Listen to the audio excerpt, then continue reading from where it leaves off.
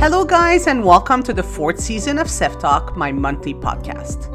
I am Seve, professional tennis coach, author, and a creative thinker. This year will be about having a conversation with all of you, some very special guests, and nothing will be off limits. Join the conversation every month at CoachSeve.com, iTunes, Spotify, and on my YouTube channel. So let's talk. Okay, good morning, everyone. Welcome to Seve Talk. I have someone very important that I've been wanting to have a conversation for years, and I can call her a friend. So I want to present to you Anna Constantinescu, someone that I met again through tennis. What else? She played Division I. She has a bachelor degree in psychology.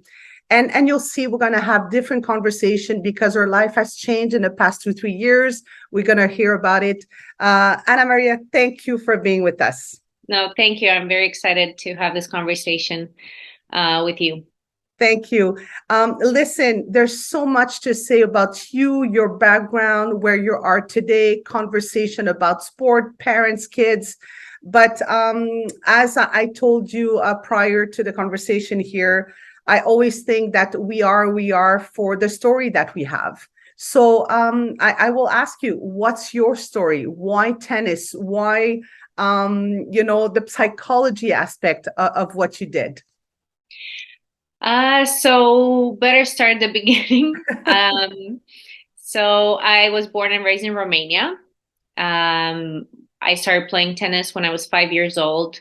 My dad really loved tennis, and I remember from a tape that I think I was maybe 2 years old and my sister 1 year old, and he was watching, I think, Sampras and Agassi playing a match on TV, and he's like, "My girls will be on TV. They'll both play tennis." So even from a young age, he was really keen on us playing sports, and especially tennis. So actually we never played or tried any other sports but tennis. I started when I was 5. He also took my little sister at the same time. She was 3.5. And from there it's just been tennis. Then when I was 15, we immigrated to Canada, and the main purpose of us being here, it was for tennis. He thought that he would give us a better chance to play professional or to go to college. So that was the main purpose of coming to Canada, and that was life-changing. We came here with literally nothing, without speaking any French at all. We obviously came to Montreal, so we had to start from zero. And and then after 2.5 years of being in Montreal, I went off to college. I played for University of Oklahoma for 4 years, and that was one of the best experiences that I had tennis-wise. And I wanted to play a bit pro afterwards. I didn't have a very good plan when I was done. Now thinking back, obviously knowing what I know now, trying to play pro is not just playing 1 or 2 tournaments, and then if it doesn't go well, you stop. Also, I had a bit of injuries. Financially, it was really hard if you don't have it figured out, or if you don't plan ahead. It's very tough to continue. And then I kind of jumped into coaching right away when I stopped playing, and I've been coaching ever since. What a story! That's amazing, and there's different things that you said, and we'll come back to the phrase where you said there's things that I know now that I would have done differently. We'll come back to that, but it's interesting to hear you saying I'm an immigrant myself. Parents, I was born in France, and I came in earlier when I was 5.5 years old. I'm 51 now, so it's been a long time already. But there's still some culture, and my parents came here to give us a better life. Not that the life wasn't great back in France, but Do you have a feeling that your dad brought you to tennis? Because when you hear that he had a clear vision of you and your sister, do you think in a way it was also giving you a tool for life more than it was the sport, or it was the sport itself that really brought you to where you are? I think the vision was the sport itself, and I don't think they realized that it was bigger than tennis. And I think whenever for us it was tennis, but it could be any other sport. It's not just about the sport. It's, for me now, it's the people that I've met through sport, the values that I've developed through sport, where I am today that I could have never imagined that I would be, traveling and being on tour.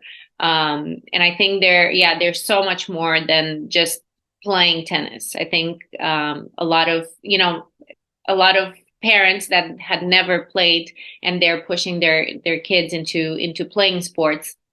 I think in the beginning they do not realize it's not just, okay, I'm taking my kid and they're just learning to play a sport. There's so much more that they're developing, and so many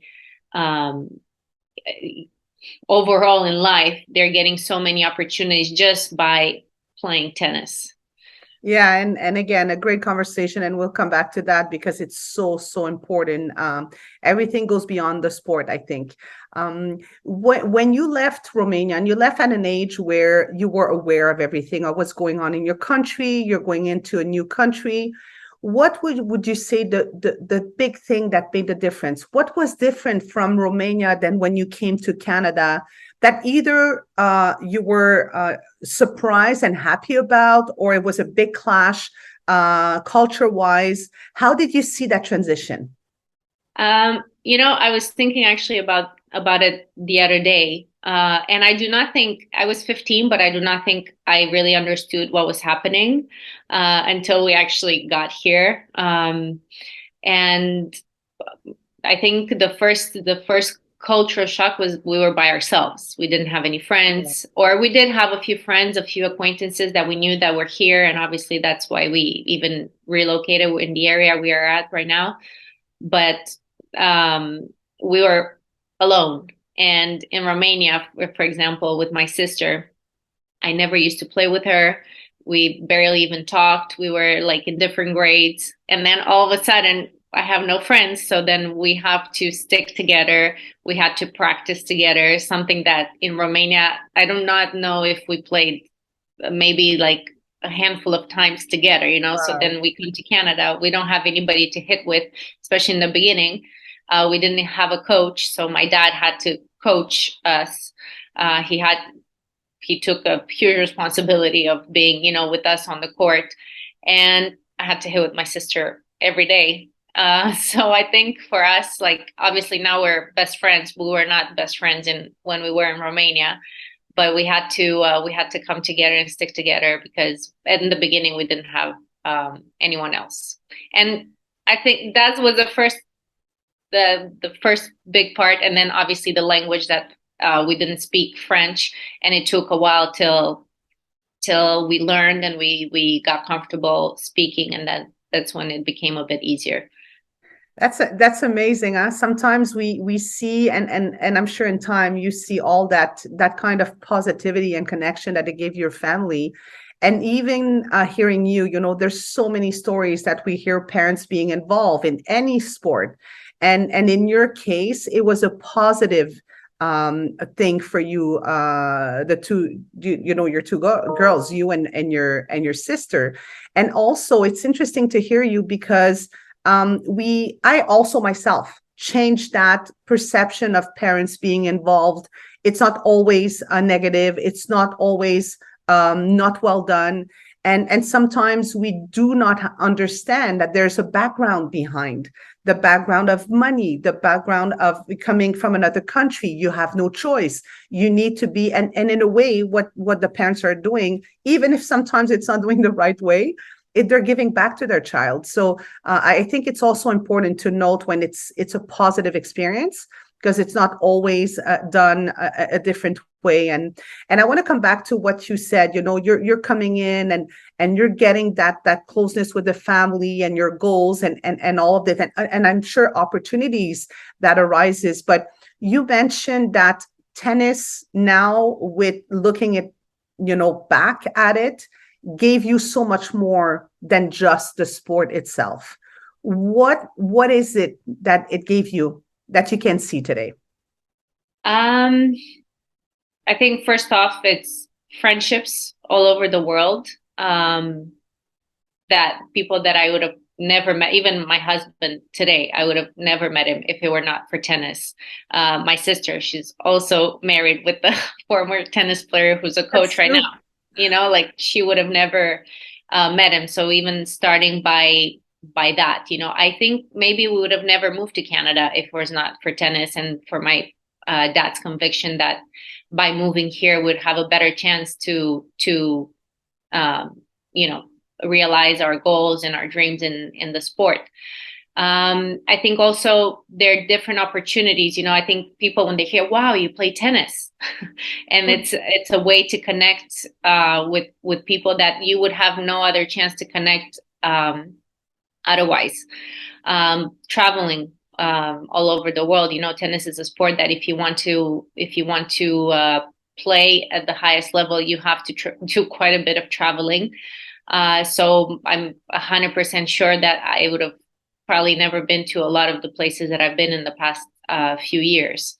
And I think this is very, it's amazing, and I never take it for granted. I know when I see a lot of people, when I come back home, they're like, oh, I wish I could trade my life, with yours.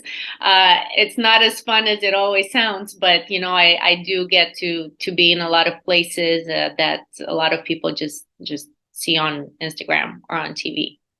Yeah, it's and you're right. It's the same thing with myself. When I travel, it's, oh, I want to go on vacation. I'm like, no, this is not vacation. This is work. And as you know, the traveling aspect is not easy, and it's work for you. And let's go there now. You changed your life a few years ago. You decided to follow your boyfriend that is now your husband. I think it's going to be a year this summer, if I'm not mistaken, or it's already been a year. I don't know. It goes too fast. And so talk about him a little bit. Talk about how that connection was. He's a doubles player. He's been on the ATP for a long time. How did all of this started? So we both played college tennis. I played for the University of Oklahoma. He played for Texas Tech University. We both qualified for a national indoors championship in New York City. And that's where we met. We basically sat at the same table at the banquet. And that's, and here we are, I don't know, 12 years later. Incredible. He played number one in Texas Tech. He did not think of going pro after he graduated, but getting closer to graduation, he figured that he didn't want to sit at a desk and do anything else. So he said, I'm going to give this a try. And now that was in 2013. So he's played for 10 years. He's been on tour for 10 years. Obviously, he started playing singles. He got to 280 in singles. And in 2018, we started thinking of, okay, maybe let's also put more emphasis into the doubles and maybe make that transition, which for singles players is not very easy.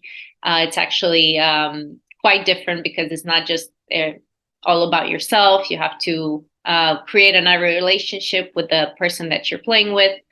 In 2019, I would say, he made the transition fully into doubles. And he's playing ever since. Now we've been lucky that he's getting into all the Grand Slams, some of the Masters 1000. And I've been traveling with him since 2018. I think we were in a long distance relationship for a very long time, and then obviously I was coaching here in Laval at Café Multisport, and we said maybe we should try to put our heads together and try to do this together. And me trying to help him on court and off court as well with all the managing that it takes to travel all over the world week in and week out. Um, and yeah, since 2018, we took that decision blindly with no money. We said we're going to figure out, go week by week, and somehow it worked out for us. And here we are, in tournaments we've only seen on TV. Wow, that's amazing. And people are listening to us and it's like, oh, he's a player, he's on tour. You have to tell us who it is. Oh, his name is Gonzalo Escobar. Sorry, I forgot. From And Ecuador. yeah, from Ecuador, it's true. And I want to. It's not the purpose of the conversation, but I have to go there anyway because I went on the ATP website, and I was so happy to see that your name is there as the coach. And I want to hear you. I'm going to ask you a few questions as you're traveling and the things that are amazing for you and the challenges, but how it is to be a female coach on tour. And do you sense a difference? Do you see a difference? Is it true, like being on tour, there's not even 1% that it's either men or women that we have women coaching? Please tell me that there's hope. Um, I want to tell you there's hope. In the past year, I've seen, well, I probably can count them on my both hands, but I think when we see each other and we see another female coach, we're so happy, and then we start talking to each other. It's very, very, very rare on the women's or on the men's tour. And especially on the men's tour, now that I've been going to the same tournaments a few times, they kind of know who I am, and that I'm actually I'm going on tour, I'm going on court, I'm actually hitting, I'm feeding. So I'm not just pretending I'm a coach, because that's the first reaction that people. Or you're the wife of? Yes. I think that's one of the things that kind of pissed me off in the beginning, because on the women's tour, they're all boyfriends of the player, either if it's the coach, the sparring, or the physio, but they're never considered, oh, he's just the boyfriend or he's just the husband. But in my case, it's the wife or the girlfriend. It's not really a coach, even though I'm doing the same or even more than what the male coaches usually do. So yeah, it was challenging from the beginning, because I would go there and I would ask for the balls and a towel and be like, why do you ask for the balls? Like, why isn't a man coming? Many times I go and in mixed tournaments, and I ask for the balls and I get the women's balls. If I'm a woman, I'm just supposed to coach the women, and I'm getting so many times I didn't notice, and I had to go back and I need the men's balls. But yeah, it's definitely, we do not see enough women around, and yeah, it's challenging, because even sometimes, there are women working tournaments and they don't believe that you can, you're qualified to do a job and to be on court and actually to actually know the game. Yeah, and it's tough to hear, because I feel that it's a conversation that we hear as we get higher, and we want to break that ceiling of high performance and continuously trying to sell that we have the knowledge, that we are doing the job. And now that you're inside of it, do you have a sense why? Is it continuous to be a boys club? Is it because people don't see us as being competent, either with men or women? What is it that you feel that we're not able to break that kind of wall of high performance? First, I would like also to mention that it's not, I've actually had some good feedback and interaction from different male coaches and also female coaches that I've seen. There are some men coaches that are really happy to have a conversation and to actually listen, which I've been I'm happily surprised when I see that. But I do believe on the men's tour and even on the women's tour, it's a boys club, and they feel like they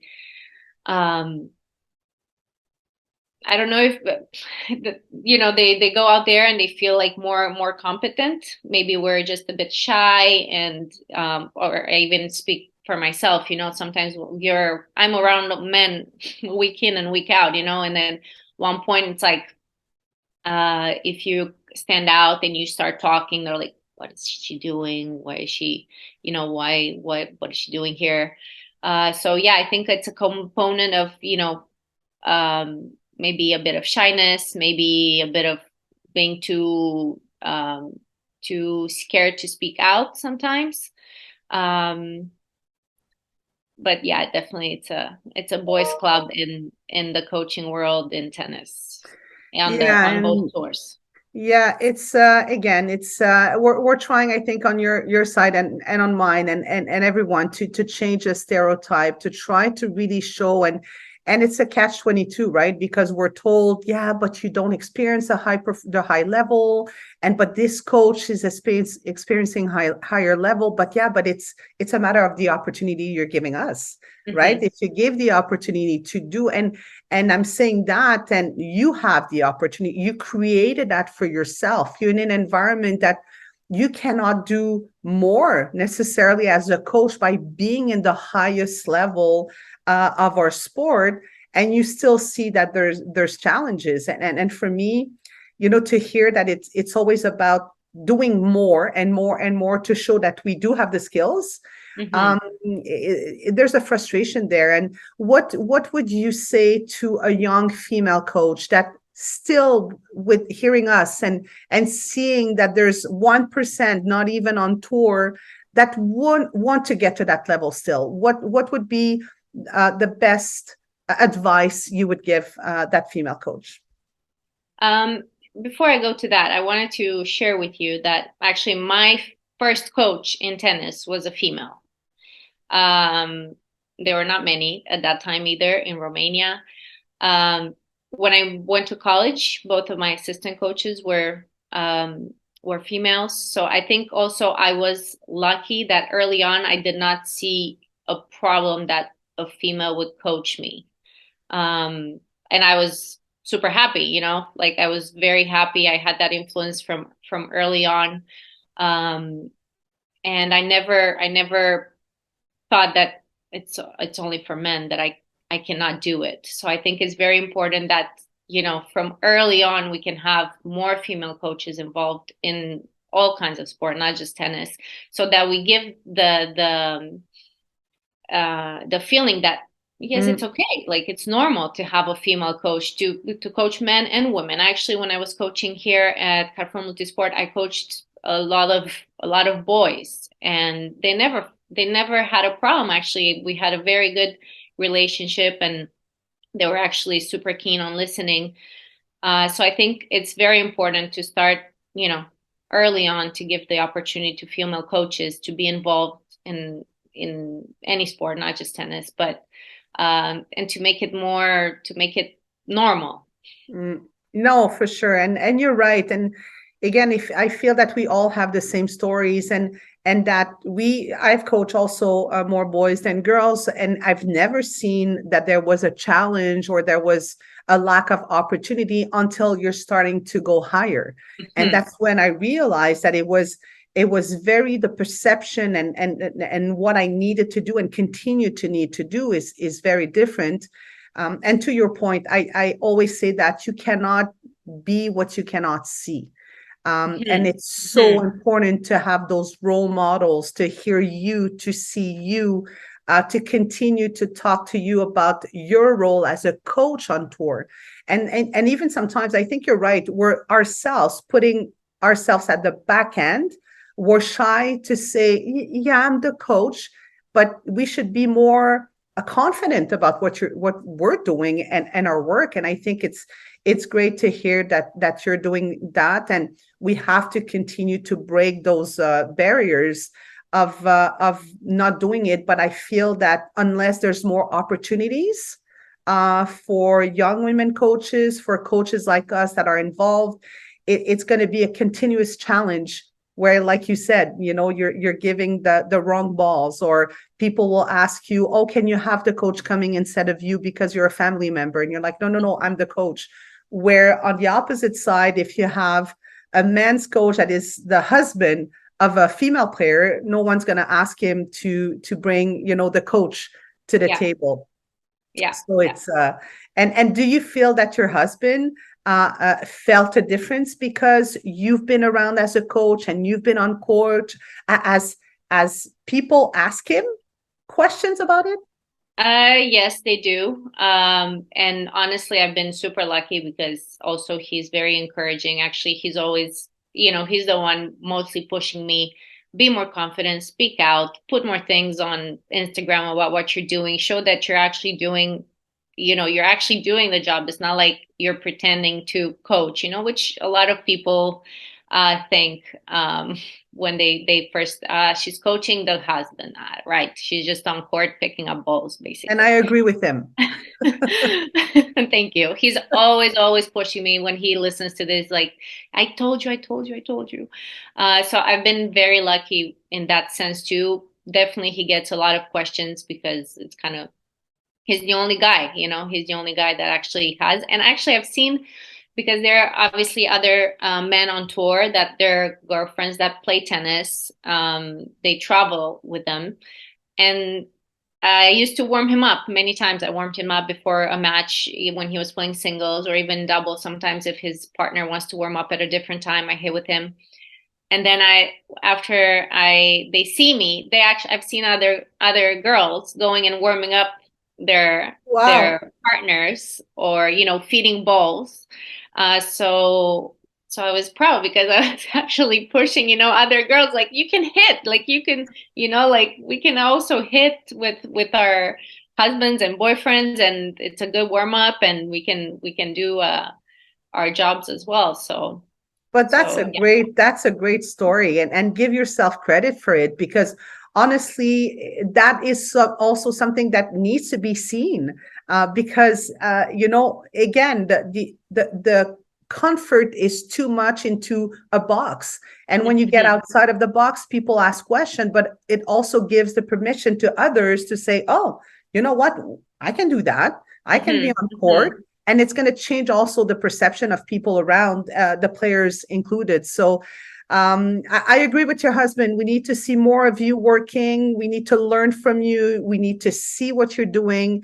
And honestly, I think the more you're going to show that, the more you're going to inspire others to do the same, and also to show that it's a normality, that it's Mhm. not a normality to have a female coach on court with another male pair or even a female pair, because it's also the same thing, right? We're good, but with female players. Mhm. And then when Mhm. it's time to Mhm. go with the men's, we're not sure. It's very different. But what a great conversation! I'm sure we're going to come back to that conversation in the future, because you have so much to give and so much to tell us. If we change gear a little bit, you have a bachelor degree in psychology. And I know I've seen in the past a few of your posts, conversation on kids' development, on values, on competition, and everything around. You've been on tour. You're married now, perhaps getting into the motherhood soon or not. But is there anything now with the years that you see that is changing in youth sports? Um, Maybe just thinking back to when I played compared to now that I've also been involved with coaching, young players. I think the parents are a bit more involved these days. I think also with social media that we can see any kind of video we want on YouTube, Instagram, and then I think there's just a bit more scrutiny around coaching, Yeah. and parents want to get more involved because they've seen something on social media. I think back when I was playing, what the coach was saying was the right thing, and we're going with what the coach is saying. I've seen a lot more actually not just in Canada, but all over the world. I hear coaches saying, and saying the same thing, that parents are trying to coach off social media a bit more. Yeah. So I think I would like to see that in the future, the responsibility and the ownership goes a bit more to the coach. I think there's obviously a place for the parent, like we talked, in cases that you never, you don't know the background. And in our case, like, we didn't have the money to pay a coach at the time. So my dad had to be on court, and obviously he did the best job that he could. But I think there's a place, I think it's very important that everybody knows their place in this team, because it's a team at the end. And I think it has to be taking, like, okay, the player has a role, the coach has a role, the parent has a role, and that everybody works together. I feel like in many cases there's a lot of tension because not everybody knows their role. And I think it could Yeah. go back to communication. I think if things are clear from the beginning, I think it would be very important to clear things out in the beginning and let people know, okay, this is your role, this is my role, this is your kid's role. And if you don't believe in that vision of the coach, it's okay. You can find somebody else that goes with your vision. But I think that's the problem. Sometimes things get a bit crossed, and then nobody knows what their role is. And I think that's Yeah, it's a challenge. You're right. And talking about roles, you're right. There's more parents. We see players have success with their dads or their moms. People take that and they're like, oh, I can do it too. They see the pathway, they see everything. But even when you're a parent, you're emotionally involved. So you need to, even yourself, make sure that you have your hat. You're either a parent, you're either a coach, and how you are with your kid is very different. And you know the highest level now, and you've been with younger kids when you coach in Carrefour. What values do you think it's important that those kids take at a young age to be able to get to that level, and understanding that when you travel and when you're on the road, and it's not easy, it's tough. I know for me, I talked a lot to the parents about autonomy. If the kids are not autonomous very young, it's going to be tough to have that life. But now that you're into that life and you've coached at a younger age, what values do you think it's important that either the coaches or the parents are reinforcing with their kids? Autonomy, it's very important. I love that you said that, because when we were kids, they used to send us to tournaments in France with two coaches for 2 weeks or 3 weeks. I don't remember. I went like maybe 4 or 5 times from ages 10 till 14. And we didn't have cell phones. We would talk maybe once a week with our parents, or the coaches would call, say they're okay, they're alive, they're playing tennis. And they would give us $100, and you have to figure out what you're going to do with your $100, because that's all you get. And looking back, I think that was an experience and a learning experience that I wouldn't have gotten if my parents would take me to tournaments. Also, going to college, goes back to that autonomy. Here you are, 4 years. You have to figure everything out by yourself. Pay your phone, go get your meals, pay your apartment. You can't call mommy and daddy to figure everything out.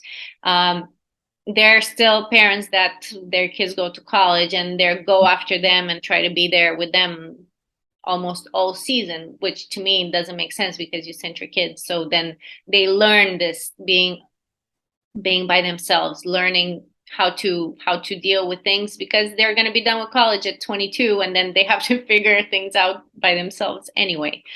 That, and I think also discipline.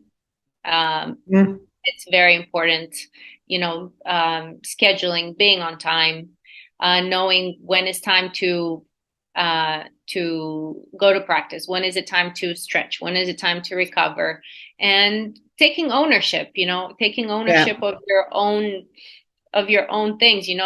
You lost because maybe something that you did, I don't know, maybe you didn't sleep the night before, or you were late to your match, or sometimes we don't take ownership. We start blaming the things around. Is the coach's fault? Is the racket's fault? It's the wind's fault, And I think kids could use more ownership in sports and in life in general. Yeah, that's all good advices, and you're right. We've been talking about that since the beginning. Our sport is giving us life experiences that we would have not gone through if we would have not had tennis in our lives, and I think that's where sometimes parents and even us coaches were failing, telling those kids everything is beyond tennis. I remember the first podcast I did is on passion, and I remember at that time saying, I was 16 years old and someone asked me to coach at 17, and I was full time, and I've been in my passion for since then, and I'm 51 years old, and I realized now in time that tennis was a vehicle for something different, that it was about sharing and it was about communicating with others. So my real passion is that. So you realize that in time, but we have to make sure that we continue to say that to those parents and even the coaches that are involved in youth development, because everything they're going to gain from sport is so much bigger than just the grip and the footwork and the great serve. So it's great to hear you on that. Listen, what a great conversation. If I want to wish you something in the next 2-3 years, what would it be? In the next 2-3 years, I wish we win a Grand Slam. Good. That's great. Yeah, yeah. So I think that would be, after seeing where we came from and everything that we sacrificed, to get where we are. I think, that would be the ultimate dream, to win a Grand Slam for both of us. That would be amazing. And lastly, I always ask that to the people that comes on Seve Talk. For me, music is so important. I'm sure it is for you. I don't know if it's an athlete thing or coaching. We travel so much. We have so much downtime. If you had a song or a singer or really like a song that right now describes you or your life or where you are at this moment, what would it be? It's a song I've been listening for the past few months. It's an old one, but a very good one, by Tina Turner, "The Best." Nice. Yeah, so I Simply the think best. simply the best. Yes, I think we're, or I am at a stage in my life that I'm super grateful for everything that I'm living, and that song also pumps me up, and it makes me excited for what's to come. That's great. So, as we talked about the entire conversation, we want to see more of you in action. If people want to follow you on Instagram, what do they have to follow? Anna Maria C89, I think. Seeing Yes. it. There you go. And I think I'm following you. So Yes. I want to thank you for your time. I know you're in between tournaments right now.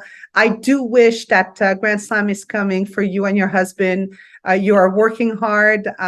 We had a great conversation. I'm sure we're going to do another one, but I want to thank you for being on Seve Talk, and all the best for the rest of the year on tour. Thank you, Severin. It was so much fun, and I hope we do it again. Thank you. I hope you enjoyed this month's podcast. Go to coachseve.com in the media section and share your experience, questions, and comments. Thank you guys for listening and being part of the Seve Talk community. Until next time, Seve's out.